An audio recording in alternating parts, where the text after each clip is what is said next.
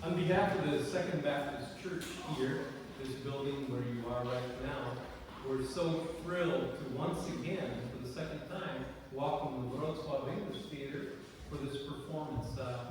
You may have joined us back in December for a Christmas Carol, and that was wonderful to see. I'm so looking forward to seeing tonight's performance, this afternoon's performance as well, and thanks, Paul, for joining us. Thank you, Randy. It is indeed our pleasure. This has become a great theater space for us. Thank you. Yes, you can get the narrators to help you move the instruments. Thank you, Natalia and Ms. Rowe, one more time. Thank you for starting our show for us.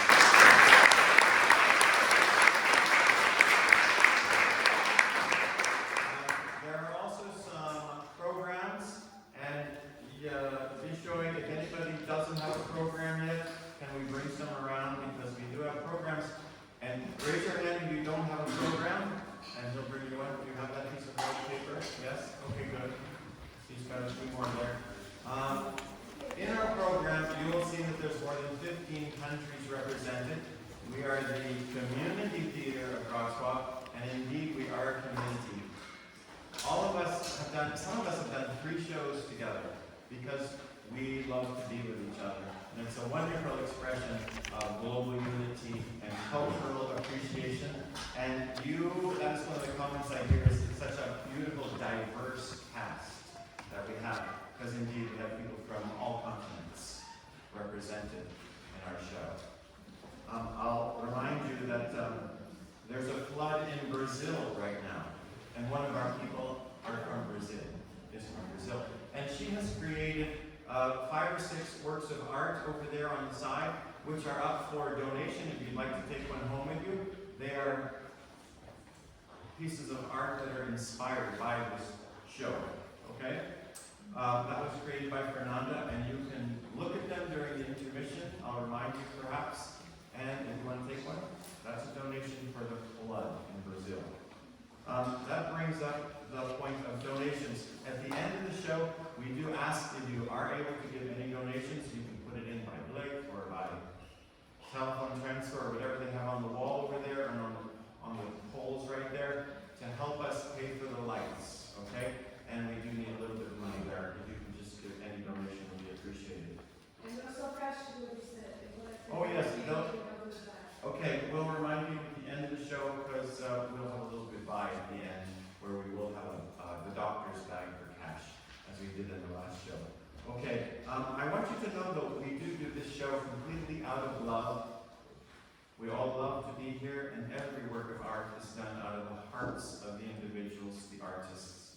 And no one gets paid for anything. We all do it like that, and we just have to pay for the lights. Lastly, let me tell you that this play is not the Fast and the Furious. It will take you back, okay, to a time when we knew how to do things more slowly, when we appreciated life perhaps more fully, because our days were not as complicated. I think they will help us remember how to appreciate the small things in life and how beautiful our world really is. I hope you'll sit back and relax and enjoy the next couple of hours. Breathe. Enjoy the show.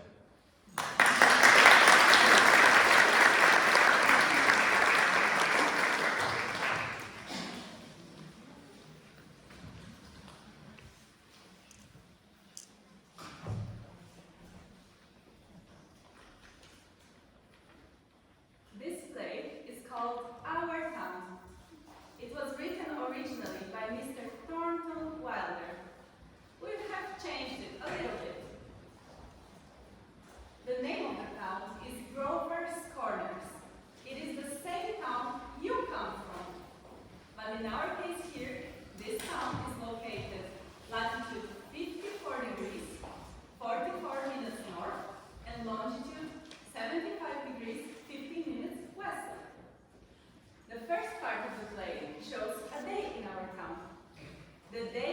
May 7th, 1901, and the time is just before dawn.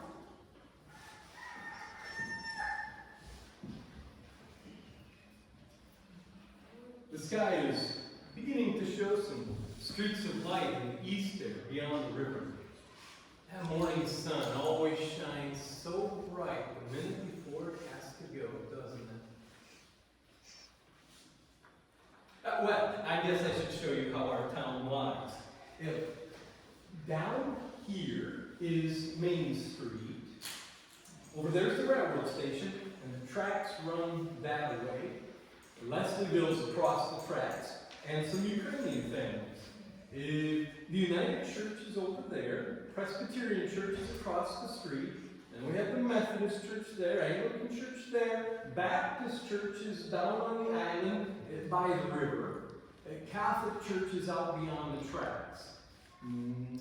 Down Main Street's the town hall, and the jail's in the basement, and the post office is across the street. Over here there's a row of shops, hitching posts and horse blocks out in front of them. The first car is going to come along in about 5 years. It belonged to Mr. Matheson, our richest citizen. It lives in the big red house up on the hill there. Here's Morgan's store and the apothecary. Most everyone in town manages to look into those two stores at least twice a day. Over here's the public school, and then farther still is the high school. 8:45 mornings, noon times, 3 o'clock afternoons. The whole town can hear the yelling and screaming from those two schoolyards. This here's our doctor's house, Doc Gibbs. This is his back door.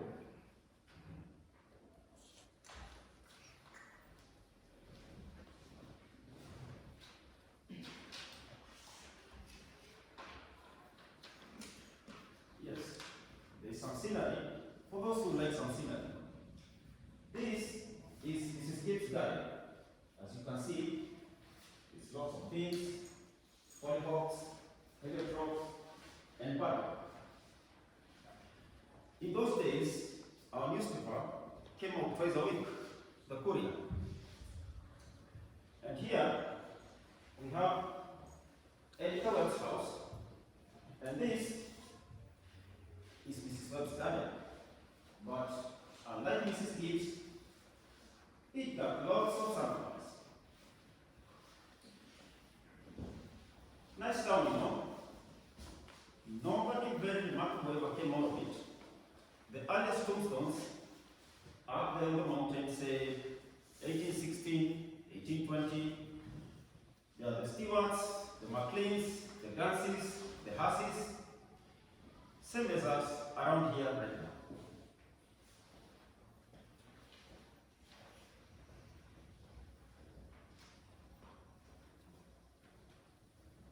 now. Well, as I said, it's about dawn. The only lights on in our town are in a cottage over by the tracks, where Mrs. Antonio has come down with a case of twins. And also at Joe Kroll's house, where Joe Jr. is getting up so as to deliver the paper. And at the depot, where Shorty Hawkins is getting ready to flag the 5:45 for Boston. That's it. Naturally, out in the country, there have been lights on for quite some time, but town people sleep late, and so another day has begun. And here comes Doc Gibbs coming down Main Street now, coming back from that baby case. And here's his wife coming downstairs to make breakfast. Doc Gibbs died in 1930. They named a hospital ward after him. Mrs. Gibbs died first, a long time ago. She went down to visit her daughter, Rebecca, who married an insurance salesman in Canton, Ohio, and died there, pneumonia. She's buried now up on the cemetery, along with a whole mess of Herseys and Gibbs. She was Julia Hersey before she married Doc Gibbs in the United Church over there. There's Doc Gibbs, got that call at 1:30 this morning. Babies come when it's convenient for them. And there's Joel Crowell Jr. delivering Mr. Webb's courier. Morning, Dr. Gibbs. Morning, Joe. Somebody need a signal? No. Some twins won't know that it's Desiree. Do you want your paper now? Yes, I'll take it. Anything serious going into what's well? Nothing. Yes, sir. My school teacher is supposed to take the ferry to Broadway to the next county. I declare, College Johnson's been all that. None of my business, but if you start out to be a teacher, you want to stay long. How do you read, Joe? Fine, no, but it always seems when it's going to rain. What is spelling you today? Going to rain? No, sir. That's me, never make a mistake. No, sir. I need to tell you something about that Joe over there. Joe graduated high school here. He was the head of his class. And then he got a scholarship for the university. Head of his class there too. Yeah, he was going to be a great engineer. But then the war broke out and he died in France. And here comes Howie Newsom, the delivery boy. No, miss. Come on, miss. What's my way for you?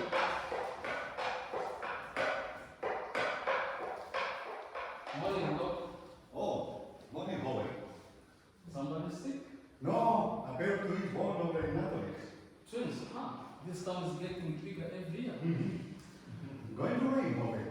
No, just fine day. That will happen. Oh, Bessie. How old is he, Holly? She's going on 17 now. This is mixed up with their blood ever since locals stopped taking their part. She keeps calling in the heart.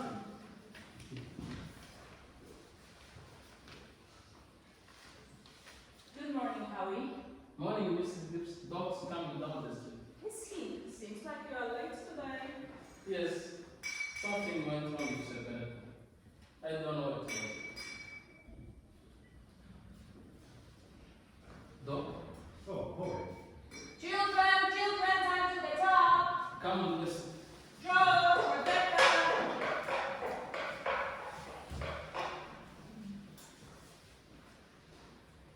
Everything all right, Frank? Yes, I declare. Is he a skier? Sit down, drink your coffee, bacon will be ready in a minute. You can catch a couple of hours sleep this morning, can't you? This is Winston's coming on 11. I think I know what it's all about. Just It's don't not, is it, was it, want to be. Well, all told, you won't get more than 3 hours sleep. Frank is, I don't know what's going to become of you. I wish I could get you to go on a real trip. Go somewhere to take a rest and change. I think I would do good. Emily! Wally! Time to get up! And I declare you got to speak to George. Seems like something's come over him lately. He's no help to me at all. I can't even get him to cut me some wood. Is he something to you? No, he just whines. All he thinks about is that baseball. George, Rebecca, you'll be late for school.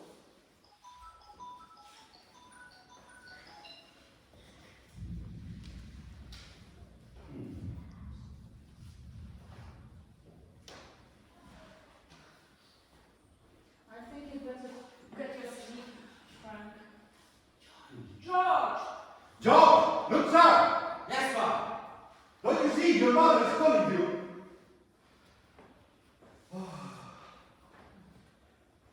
I think I will go upstairs and get a little siesta. Emily! Wally! You'll be late for school! Wally, wash yourself good or I'll come up and do it myself! Mom, what dress shall I wear? Shh! Your father's been out all night and needs his sleep. I washed and ironed the blue denim for you special. Mom, I hate that dress. Hush up with you. Every day I go to school dressed like a sick turkey. Rebecca, you always look real nice. Mom,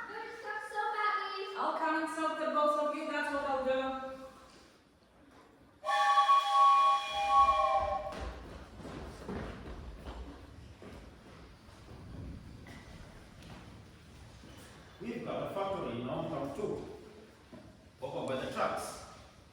It makes cod liver oil. Can you smell it? The worm was on it, and it brought them a lot of fortune. Children, now I won't have it. The breakfast is just good as any other meal, and I won't have you gobbling like Bob. It will stop your growth. Bobby, put away your book. Oh, Ma, I cannot walk. I need to know all about Australia. You know the rule as well as I do. No books at the table. As for me, I'd rather my children healthy than bright. I'm both, Mama. You know I am. I'm the brightest girl in school for my age. I have a wonderful memory. Eat your breakfast. I'm right too when I look at my stamp collection. I'll speak to your father about it when he's rested up. 25 cents a week seems enough for a boy your age. I declare I don't know how to spend it all. Oh, I have a lot of things to buy. Well, strawberry soda, that's what you spend it on. I don't see how Rebecca comes to have so much money. She has more than $1. I can say enough, Rachel. Well, dear, I think it's good to spend some every now and then. Mom, do you know what I love the most in the world? Do you? Money. Eat your breakfast. Mama, there's your bill. I gotta hurry. I don't want any more. I'm gonna hurry.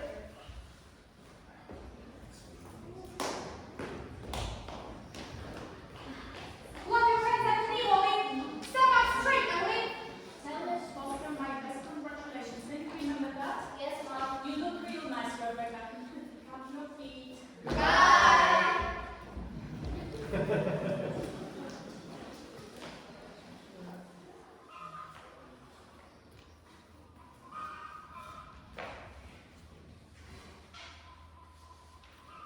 Yeah, chick, chick, chick, chick, chick. Yeah, chick, chick, chick. No, go away, you. Go away. Yeah, chick, chick, chick, chick, chick. What's the matter with you? Fight, that's what you do. Yeah, chick, chick, chick, chick.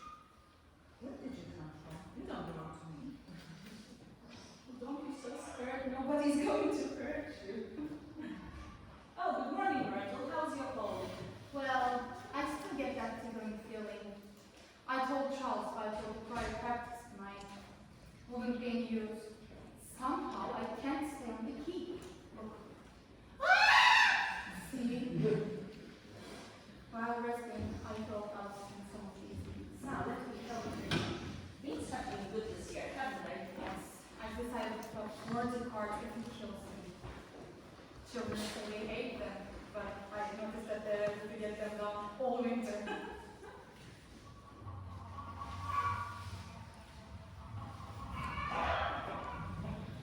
Myrtle, I've got to tell you something. Because if I don't tell somebody, I'll burst. Why, you idiots? Here, give me some more of those things. Myrtle, did one of those second-hand furniture men from Boston come to visit you last Friday? No. Well, he called on me. He came into my parlor and Myrtle Webb offered me $350 for grandmother when was chest of drawers as I'm sitting here. Why, Julia Gibbs? He did that old thing. Well, you're going to take it, aren't you? Well, I don't know. You don't know? $350? What's come over you?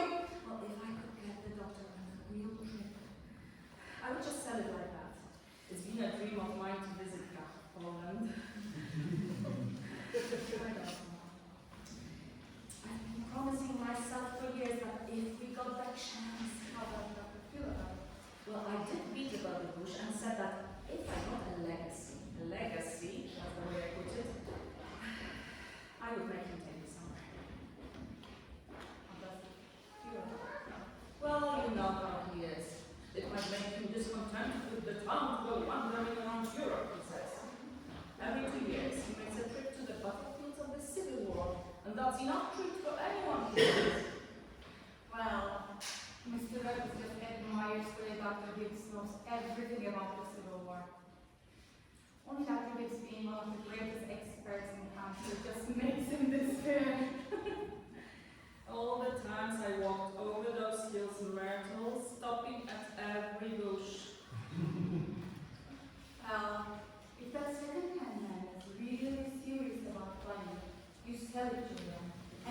drop it hints. And then you will get the civic collector, alright? Well, I'm sorry I mentioned that. It seems to me that once in your lifetime you ought to see a country where they don't speak English and don't even want to. Thank you, ladies. Thank you very much. Now we're going to skip ahead a few hours, but first, I've asked Professor Willard of the university here to sketch in a few details about our town. Professor Willard is the professor here. Oh, Professor Willard! May I introduce to you Professor Willard of the History Department of the university.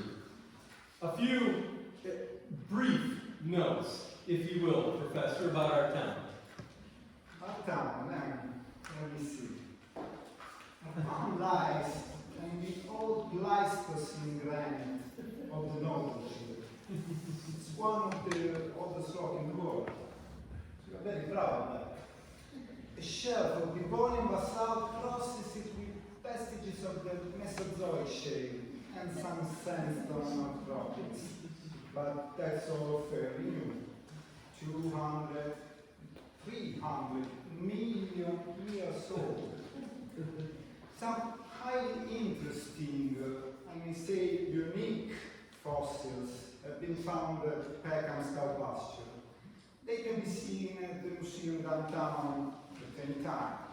That is, at any reasonable time.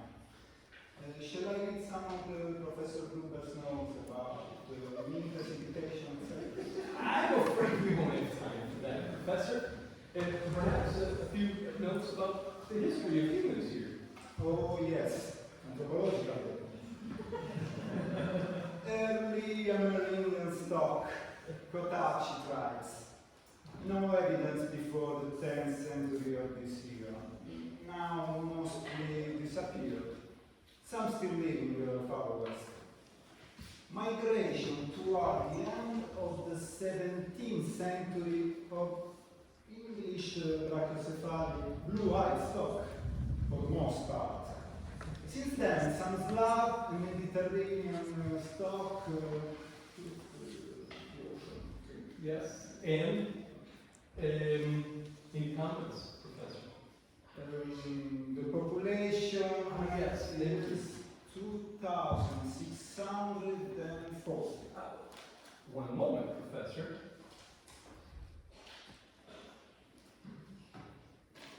Well, indeed the population at the moment is 2,642.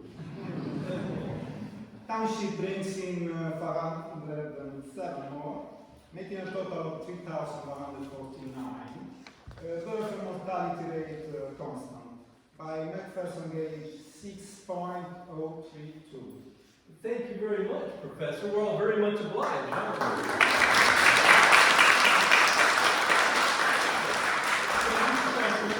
Thank you. And now, for the political and social report. Editor Webb. Oh, Mr. Webb. Oh, he'll be in a minute. He just cut his hand while eating an apple. Thank you, Mrs. Webb. Charles? Everyone is waiting. Editor Webb is the editor, of course, and publisher of our Courier. That's our local newspaper, you know. Of course you do. I've already told you that. Well, I don't have to tell you we're run here by an elected council. All males vote at 21. Women vote indirectly. Mostly lower middle class, some professional men, 10% of the three laborers. Politically, we are 86% conservative, 6% liberals, 4% socialist, rest indifferent. Religiously, we are 85% Protestants, 12% Catholics, 1% Eastern, rest indifferent. And do you have any comments, Editor Webb? Very ordinary town, if you ask me. A little better behaved than most. Probably a lot better. But our young people like it here well enough. 90% of them graduating from high school settle down right here to live. Even when they've been away to college, they mostly come back. Is there anyone in the audience who has any questions for Mr. Webb? Anyone? It's you, ma'am. Is there much drinking in your town? Well, ma'am, I wouldn't know what you call much. Saturday nights, the farmhands and factory men meet down to the hotel. And sometimes they holler some. We've got one or two town drunks, but they're always having remorses every time an evangelist comes to town. No, ma'am, I'd say liquor ain't a regular thing in the home here. Except in the medicine chest. Good for snake bite, you know. Always was. Is there anyone else? Is there no one Hey, speak up, man, so we can hear you. What were you saying? Is there no one in town aware of social injustice and industrial inequality? Well, yes. Everybody is. Something terrible. Seems like they spend most of their time talking about who's rich and who's poor. Then why they don't do something about this? Well, I don't know. I guess we're all hunting, like everybody else, for a way the diligent and the sensible can rise to the top, and the lazy and quarrelsome can just sink to the bottom. But it ain't easy to find. Meanwhile, we do all we can to help those that can't help themselves, and those that can, we live alone. Are there any other questions? Yes, ma'am. Mr. Webb, is there any coach or law used in the town? Well, ma'am, there ain't much. Not in the sense you mean. There's some girls that play the piano at the high school commencement, but they ain't happy about it.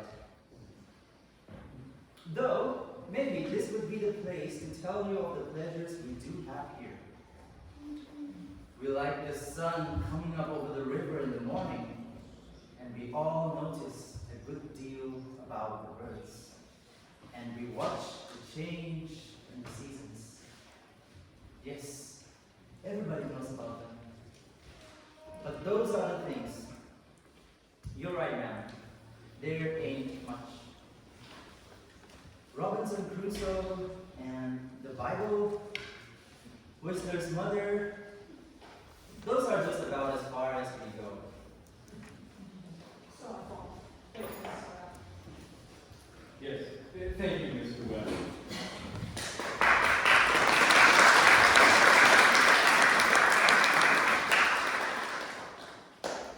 And now we will go back to our town. So it's early afternoon, and all 2,642 have had their dinners, and all the dishes have been washed. There is an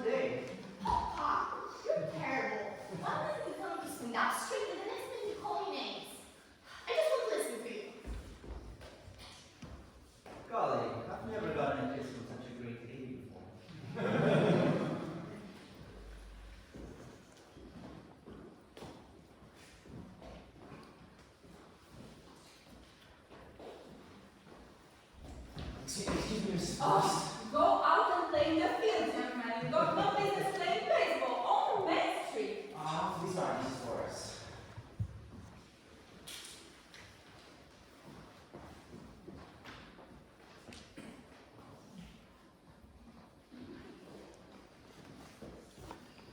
Hello. You may find some teaching class. Well, I was really ready to make a novel friend, but at the last minute, Miss Corcoran made me go to the yard instead. I worked an awful long time on both of them. Gee, it's fun. From my window up there, I can just see your head. Nights when you're over in your room doing your homework. Why, can you? Yeah, you certainly do stick to it. I don't see how you can sit still that long. I guess you like school. I don't mind it really passing the time. Yeah. Emily, what do you think? That we might work out a kind of telegraph from your window to mine. And once in a while, we can send over a hint or two for one of those algebra problems. Just a little bit. Oh, I think hints are allowed. So, if you do get stuck there, just whistle to me and I'll give you some hints.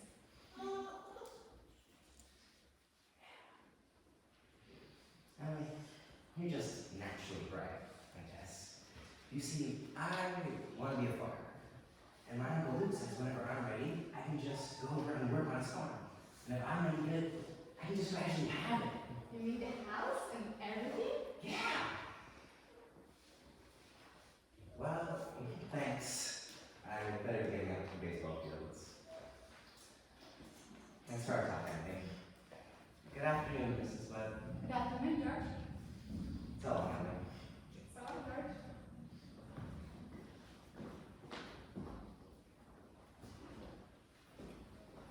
Henry, come and help me string these beads for me.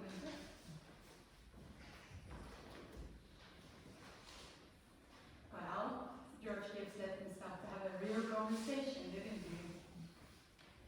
How old will George be? I don't know. He must be almost 60.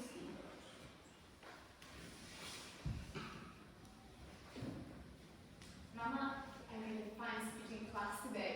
I was really good. What was it about? Louisiana pages. It was like silk of a spool. Mama, can we ask you a question? Serious. Seriously, not serious. Seriously. Mama, am I good looking? All my children have good features. Oh, it's a shame if they hadn't. But that's not what I mean, Mama. What I mean is, am I pretty? I've already told you. Yes. I never heard such a foolishness.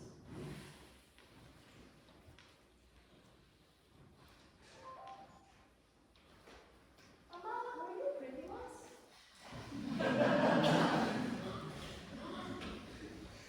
Yes, if I would say it. Prettiest girl in town next to Elizabeth Johnson. But Mama, am I pretty enough to get anybody interested in me? Emily, you make me tired. You are pretty enough for all normal purposes. Oh, Mama, you're not help at all. Sorry, we'll have to interrupt again here. Thank you, Emily. Mrs. Webb. There are a few more things to explore about our town. And I think this is a good time to tell you that some people have begun building a new bank in our town. And they have asked a friend of mine what they should put into the cornerstone for people to dig up. Yeah. So I was thinking about that.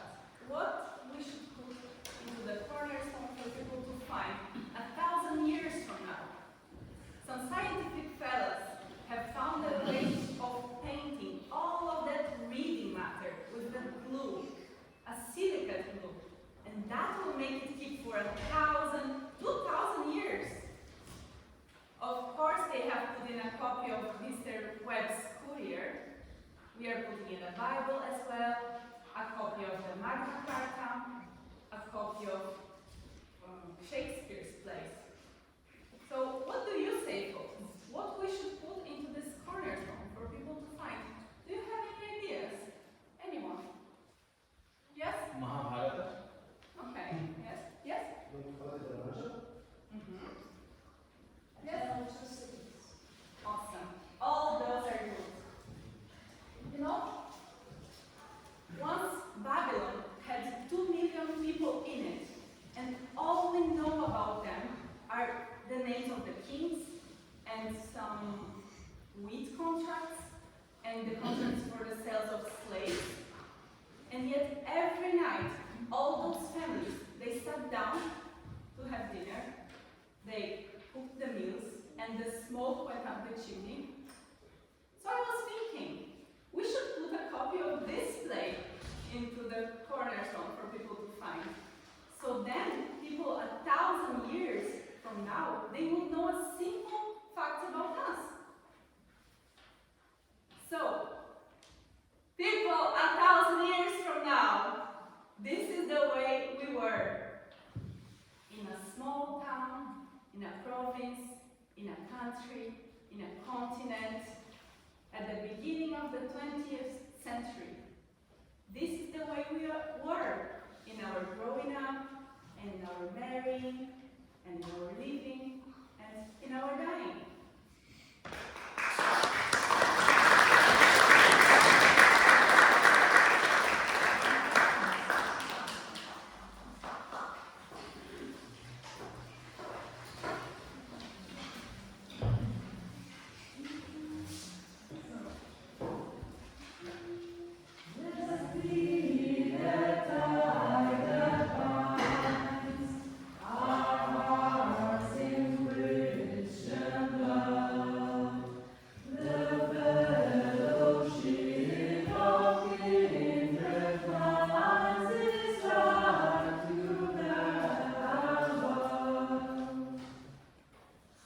Well, good deal of time has gone by. As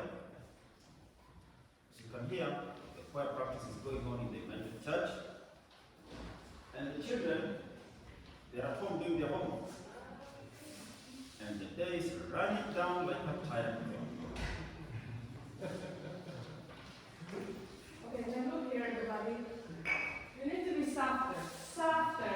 Musically into the words to give pleasure. Now, get it out of your head that you're supposed to be loud. You are not Catholics. You're not going to be them anyway.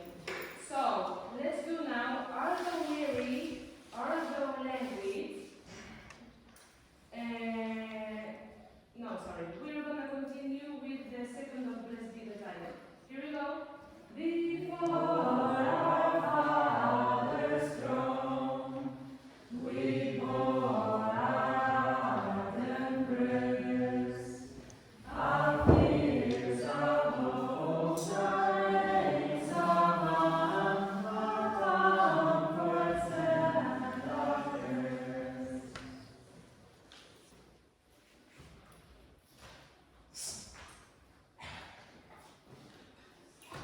Hello.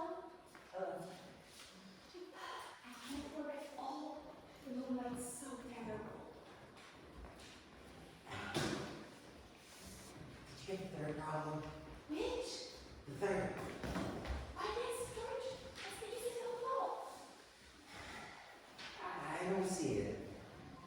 I mean, give me a little bit. I'll tell you one.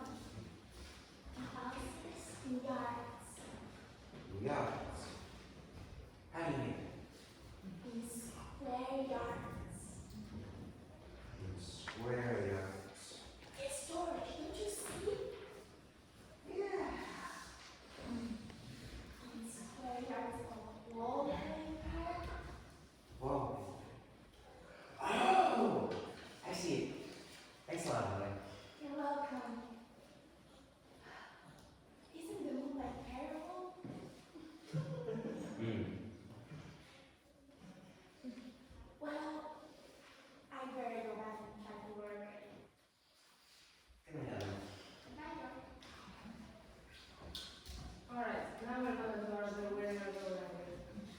Wait, no, before I forget it, who will be able to come on Tuesday afternoon to sing at the birthday wedding?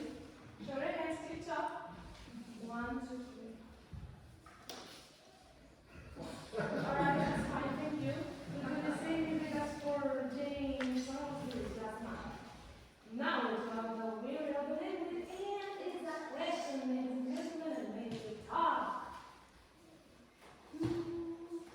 Are the weary, are the landed, are the soul distressed? Come to me, Sevan, and Holly, dear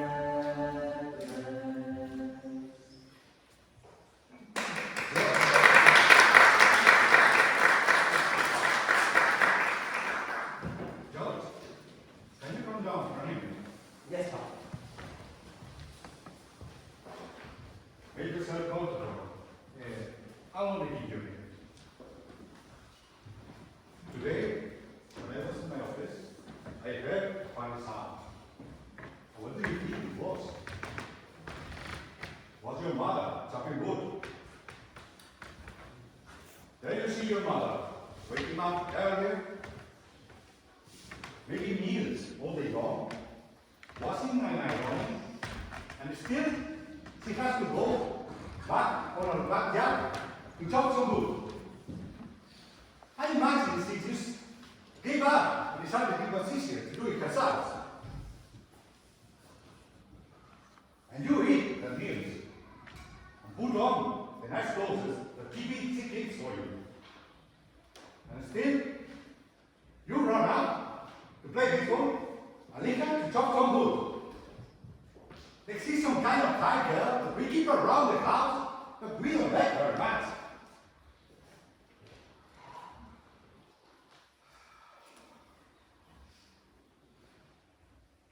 Well, I knew all I had to do was call your attention to it.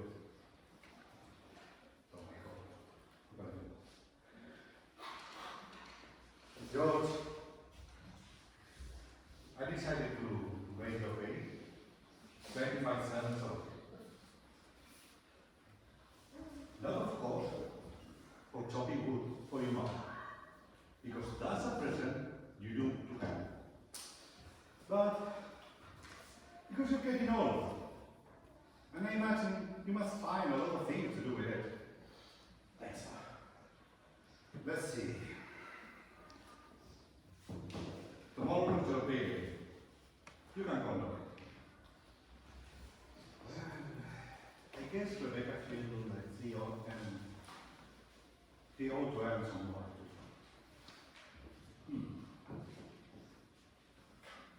What could have happened tomorrow? It's only 8:30, Papa. I don't know why she's on that old choir. She doesn't have any more boys in the group. Racing the streets at this time of night.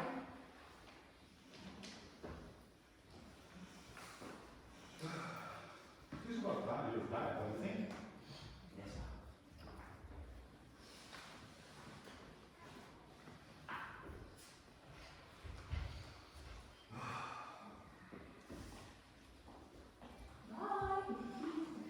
Good night, Martha. Good night, Mr. Foster.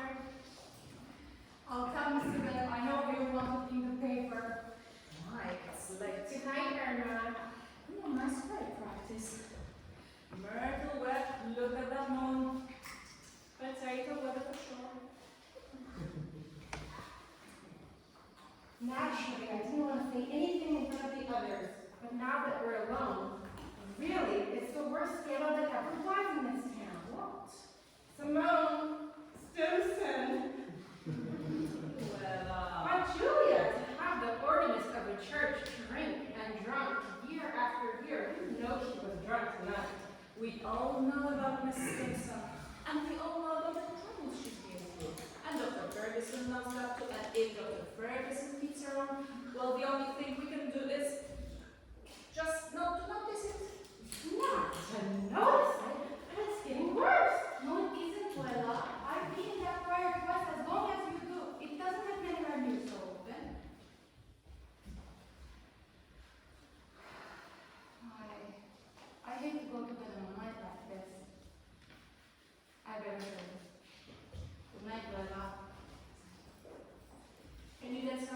today, Willa? It's as bright as day. I can see Mr. Soames scowling out the window now. You think you've been to a dance the way these men folk carry on. Good night.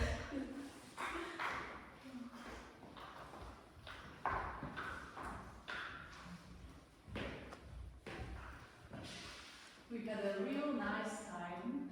You're ready now. Oh, it's not later than usual. You stop by the corner to gossip with a whole lot of parents. Oh, Frank, don't be grouchy. Come out there to smell the heliotrope in the moonlight.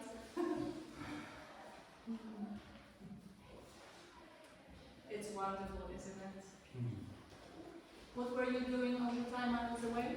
Well, I was so sorry. What were the girls sitting around? Oh, believe me, Frank, there is something to gossip about. Simon Stevenson was by home. Was he? Worst I've ever seen her. How will that end, Frank? Well, I think I know more about Simon Stevenson's affair than anybody in this town. Some people are made for small town life. I don't know how it will end. But there's nothing we can do about it. But just let it be. Honest.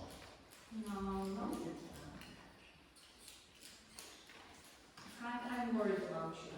Okay, okay, why? What are you worried about? Frank, I think it's my duty to make plans for you to get some rest and change. And if I get that legacy, I'm going to insist on it. Oh, now, Julia, there's no sense in going over that again. You're just unreasonable. Come on, it's getting late. Next time, next thing you notice, you catch up.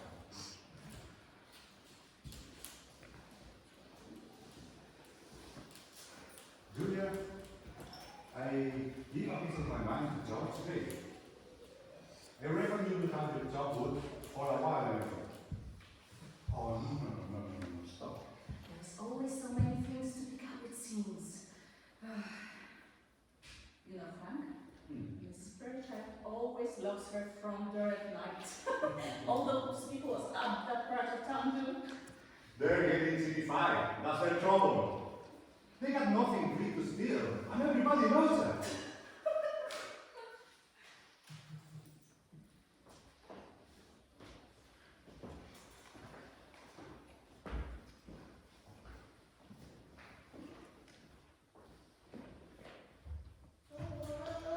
Rebecca, there's only room for one at this window. Well, let me know just a minute. Don't always spoil everything. Use your own window. I did, but there's no room there. You know what I think? Do you? I think maybe that room is getting nearer and nearer, and there's gonna be a big explosion. You don't know anything. If the moon were getting there, all the scientists that sit up all night with their telescopes would see it first, and they'd tell them, and it'd be in all the newspapers. George, is the moon shining on South America and Canada and half of the world? Well, probably is.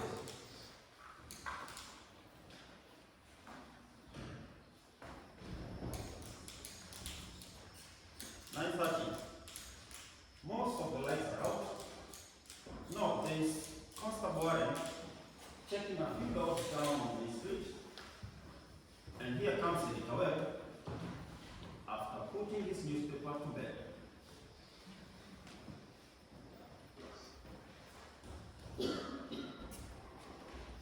Good evening, Jill. Evening, Mr. Webb. Quite a mood. Yep. All quiet tonight? Simone Simpson is calling round the door. Just saw her husband moving out to hunt for her. So I went the other way. There she is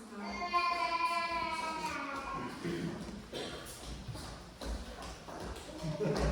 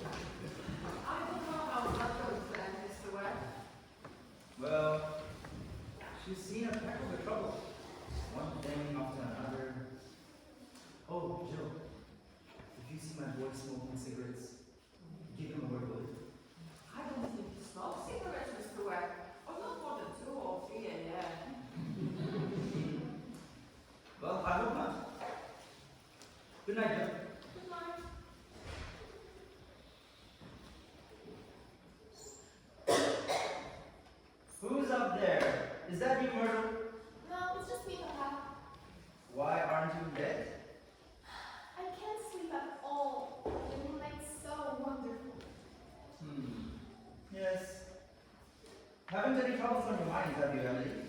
Troubles, Papa? No.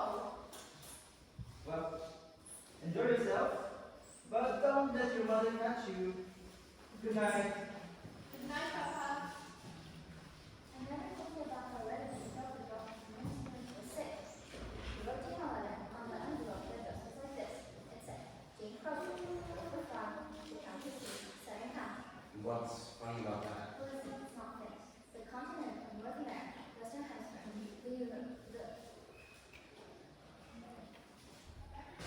the Earth, the solar system, the universe, the mind of God. Well, how about that? And the postman brought you just the same. How about that?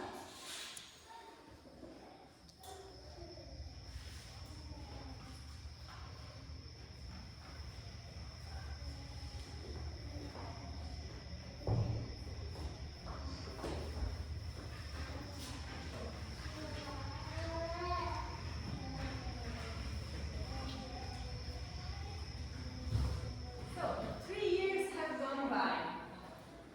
The sun has come up 1,000 times. And babies that weren't even born before have begun talking regular sentences already. A number of people that thought they were young and spry have started noticing that they cannot go up flight of stairs like they used to. Summers and winters have cracked the mountains a little bit more, and the rains have brought down some of the dirt. Millions of gallons of water went by the mill, and here and there a new home got set up under a roof. All that can happen in 1,000 days. Nature has been pushing and contriving in other ways too. A number of young people fell in love and got married. Almost everybody in the world gets married. You know what I mean? And in our town, there isn't hardly any exceptions. Almost everybody in the world climbed into their graves married. So, it's 3 years later. It's exactly July 7th, 1904. Yes, just after high school commencement. This is where our young people jump up and get married. As soon as they are done with geometry and Cicero's orations, they suddenly feel themselves fit to marry. Can you imagine? So it's early morning again, only this time it's been raining, pouring and thundering. Both of the gardens here are drenched. All the bean poles and the pea vines are totally drenched. And yesterday over there on Main Street, it looked like the rain looked like curtains being blown along, so much rain.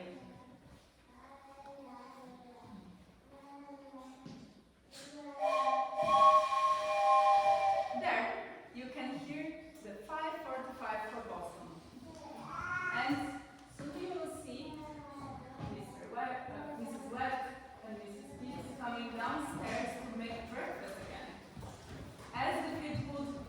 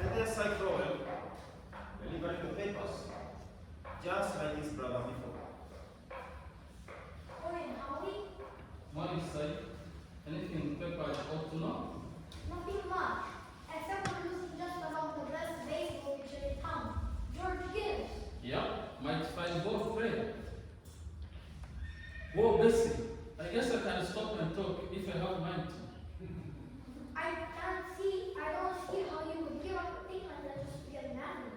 Would you, Howie? Can't decide. Never have fun in that way. Morning, Jim. You are up early. Trying to give us a plot. River's been rising all night. Side lawyer say George Gibbs is returning. That's the way it goes, sir. But the core side, we have a player, name of Hank Tots. Even Joe Gibbs couldn't touch him. Went down to me and gave a teaching.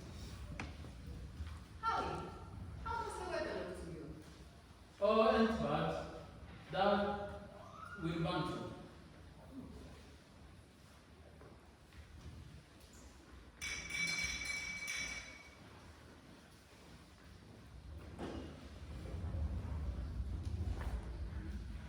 Good morning, Howie. Do you think it's going to rain? Morning, Mrs. Gibbs. It rains so heavy. Think you made it to retire. Certainly, I hope it will. How much do you want today? Well, I'm hoping to have a house full of relations, so it looks to me like I'll need the 3 and milk and turkey. And my wife says to tell you how we hope they both be the Mrs. Gibbs. Thank you, Howie. Thank you, Howie. Tell your wife I hope she gets there to the wedding. Yes, she will be there. She'll be there. Bye.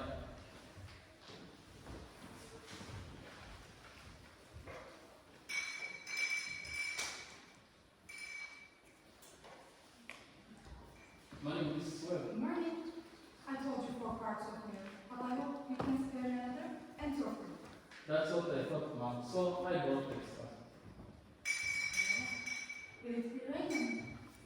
Just was saying to Mrs. Gibbs how it may right now. And Mrs. Newsom told me to tell you how we hope they both be the Mrs. Webb.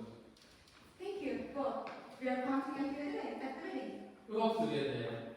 We'll be there. We cannot miss that. Come on, listen.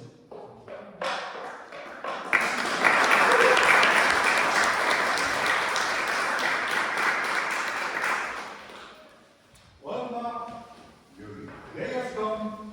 You're losing one of the things. Frankie, don't you say another word. I feel like crying every minute. Sit down and drink your coffee. The glimpse of thirst sailing things up. Only there's no awful lot to share. Singing and whistling that sing is happy to live. Frank, I don't know how they would get along. Frank, they are too young. I've arranged George's clothes every day and made sure he put on warm things every day. And then he won't think of such things. He'll catch his death within a week. Julia, I was remembering our wedding. Oh, don't you start with that, Frank.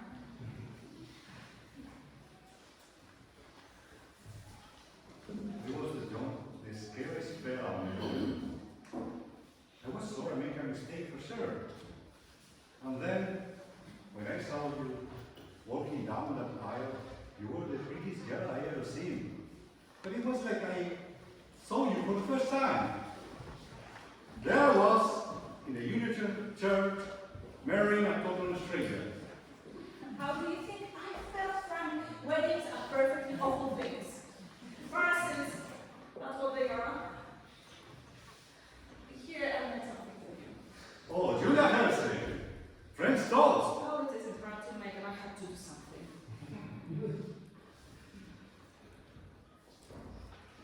I get shocked every time I think George becoming feminine. Obviously, there's nothing so terrifying as a son. The relationship between sons, father and son, is the darkness, awkwardness. Oh, mother and daughter's no picky, let me tell you. Well, they'll have a lot of troubles, I guess.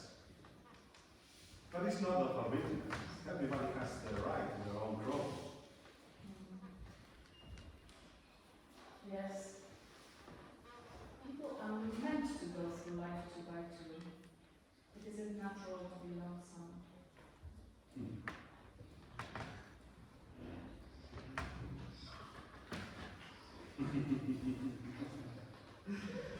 Julia, do you know what I was most scared on our wedding day? Oh, go ahead and tell me. Well, I was afraid we were going to get out of conversations in a week. And we eat our meals in silence. That's a fact. Well, we have been conversing for 20 years now, without any noticeable balance spells. Well, good weather, bad weather, I always find something to say.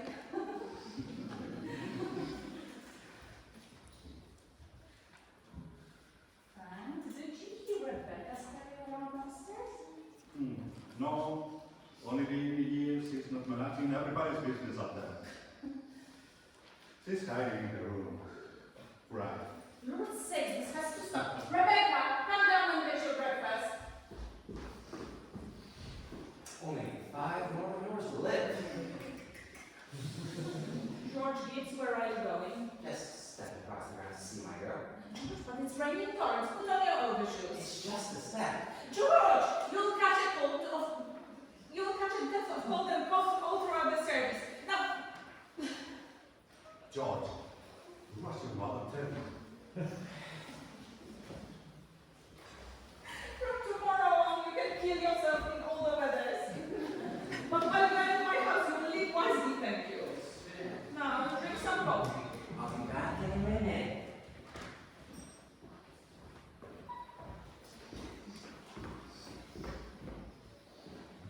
Good morning, everyone. George, you're frightened. Now, you can come in for a minute, but I can't ask you in. Why not? You know as well as I do. The groom can see his bride on their wedding day until he sees her in church. That's just some superstition. Good morning, Mr. Webb. Good morning, George. Mr. Webb, you don't believe in superstition, do you? Millions have followed it, George. Don't be the first to fly in the face of custom. How's that? She hasn't been up yet. I haven't responded to her. She's asleep. No wonder. We were up till low hours. Now you sit down here. Sit down here. And I'll go upstairs to check if she's coming. Surprisingly to you.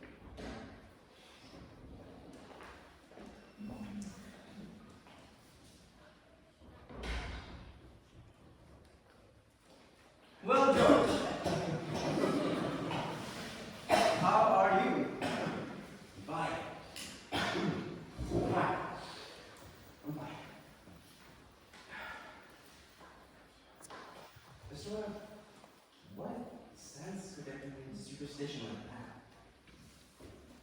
Well, you see, on her wedding morning, a girl's head's apt to be full of clothes and things.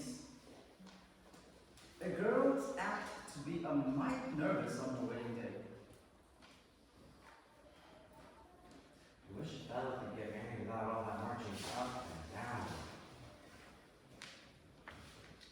Every man that has ever married has felt that way about it, George. But it hasn't been any use. For a while now, the women have it all their own. All those good women standing shoulder to shoulder, making sure that the knots tied in a mighty public way. But a man looks pretty small at your wedding. But you believe in it, don't you? Oh yes. Don't you misunderstand me, my boy. Marriage is wonderful, a wonderful thing. And don't you forget that. No, sir. Mr. Webb, how old were you when you got married? Well, I've been to college and I've taken some time to settle. But Mrs. Webb, she wasn't much older than what Emily is. Oh, age hasn't much to do with it, George. When compared with other things. What were you going to say, Mr. Webb? Oh, I don't know, George. I was thinking the other night of some advice my father gave me. Charles, he said, start out early showing who is boss. Give an order even if it don't make sense, just so she'll learn to obey. And he said, if your wife irritates you, her conversation or anything, just get up and leave the house. Then make it clear to her. And oh yes, he said, never let your wife know how much money you have. Never. Oh. Also, I could. I didn't say it was good advice. I just said it was advice. So, I took the opposite of my father's advice, and I've been happy ever since. And let that be a lesson to you, George. Never to ask for advice on personal matters. George,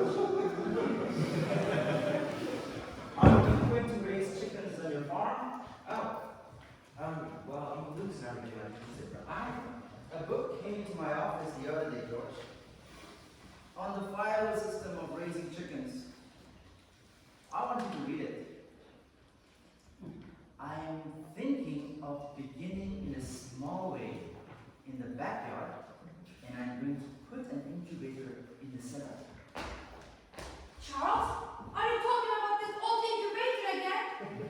I thought you would be talking about things worthwhile.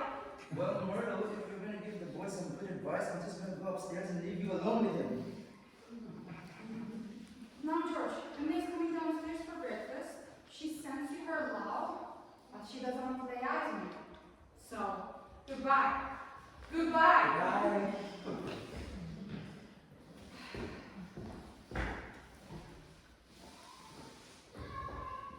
Myrtle, I guess you don't know about that even older superstition.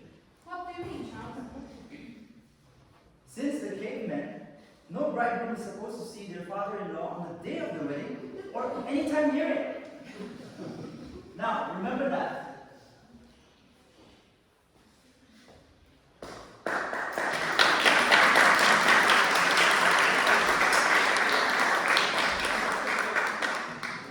Thank you very much, Mr. and Mrs. Webb.